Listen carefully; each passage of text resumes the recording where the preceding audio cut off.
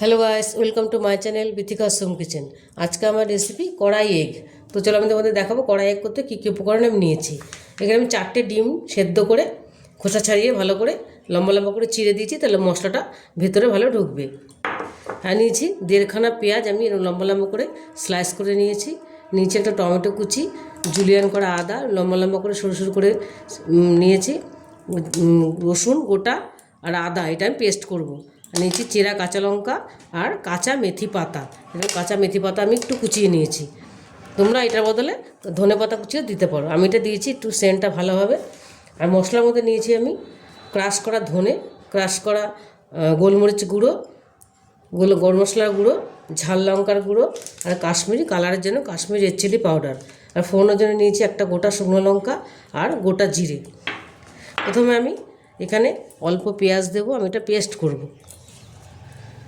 অল্প পেঁয়াজ দেবো কয়েকটা রসুন আর আদাটা, এটা আমি পেস্ট করে নেব, অল্প জল দিয়ে পেস্ট করে নেব। আর টমেটোটা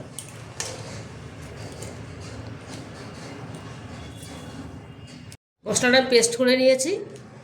আর তোমরা দেখাতে ভুলে গেছি সাদা তেল আর নুন। এবার আমি রান্নাটা শুরু করব। ওই কড়াই বসিয়ে দিয়েছিলাম গ্যাসে, গরম হয়ে গেছে, আমি তেল দিয়ে দিয়েছি সাদা তেল। তেলটা আমার গরম হয়ে গেছে, এবার আমি এর মধ্যে পেঁয়াজটা দেব। পেঁয়াজটা আমি একটু ভেজে নেব।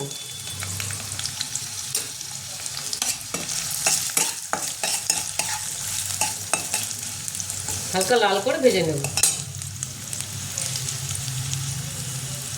পেঁয়াজটা আমার ভাজা হয়ে গেছে। আর এখানে আমি একটু পেঁয়াজ তুলে রেখেছি, এটা আমি নামানোর আগে দেব।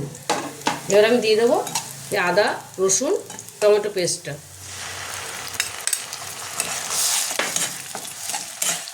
দিয়ে দেবো নুন, কোনো মতো লবণ দিয়ে দিলাম।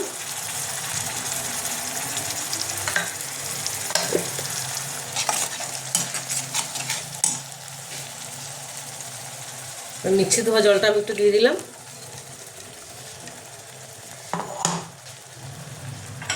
গুঁড়ো মশলাগুলো দিয়ে দিলাম, ধনে ক্রাশ করা, গোলমরিচ ক্রাশ করা, গরম মশলা গুঁড়ো আর লাল লঙ্কার গুঁড়ো, ঝাল লঙ্কার গুঁড়ো এটা। আর দিয়ে দেবো বেশ কাশ্মীরি রেড চিলি পাউডার।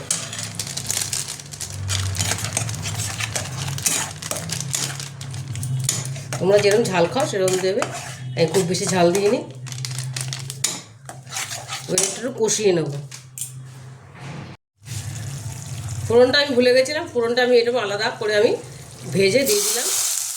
জিরা শুকনো লঙ্কাটা আর হলুদটাও মিক্স করে গেছি, এই আমি দিয়ে দিলাম হলুদ, 1 চামচের মতো হলুদ দিয়ে দিলাম। দিয়ে দেবো যেহেতু কাঁচা মেথি পাতা, এর আমি একটু আগে দিয়ে দিলাম। দিয়ে দিলাম কাঁচা লঙ্কা চেরা দুটো আর অল্প জুলিয়ান করা আদা। আর এটা আমি গার্নিশিং করব।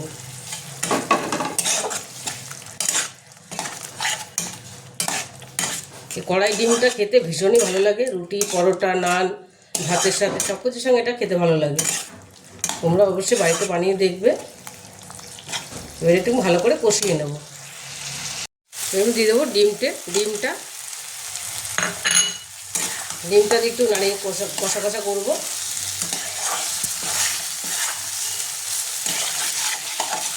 দারুণ একটা গন্ধ বেরিয়েছে, মেথি পাতা দিয়েছি।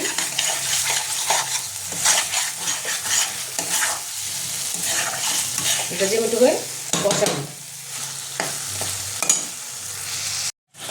কড়াই একটা আমার মোটামুটি হয়ে গেছে, এটা এরকম মাখা মাখা করেছি। এবার আমি পেঁয়াজ ভাজাটা দিয়ে দেবো, রেখেছিলাম যে এটা দিলে আরও টেস্ট হয়, খেতে আরও বেশি ভালো লাগে। খুব তাড়াতাড়ি হয়, চটজলদি হয়ে যায় এটা, আর খেতেও ভীষণই ভালো লাগে। কড়াই একটা আমার পুরোপুরি রেডি। যেহেতু এটা কড়াই এগ, তার জন্য আমি একটা ছোট্ট কড়াইয়ের মধ্যে আমি গার্নিশিং করেছি। এবার ছেলে বসে পড়েছে টেস্ট করার জন্য। কতক্ষণ টেস্ট করবে? কড়াই এগ মা বানিয়েছে আবার আমার জন্য।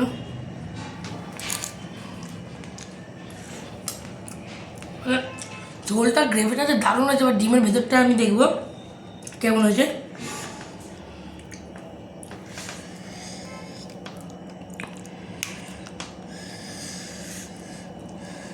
দেখো ডিমের ভেতরটা খুব সুন্দর করে গ্রেভি গ্রেভি হয়ে গেছে, ভেতরটা জুসি জুসি।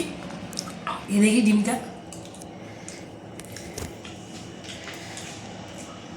দারুণ। আমার মা রান্না বলে আমি বলবো না, খুব ভালো হচ্ছে খেতে। তোমরা এবার ট্রাই করো, খুবই ভালো লাগবে খেতে। আর এরকম ছোটো কড়াইয়ের মধ্যে ট্রাই করবে, আরও টেস্টটা বাড়ে। তো আজকের জন্য রেসিপিটা এইটুকুই। ভিডিওটা ভালো লাগলে চ্যানেলটাকে লাইক শেয়ার সাবস্ক্রাইব করতে ভুলবেন। আজকের জন্য এইটুকুই, টাটা।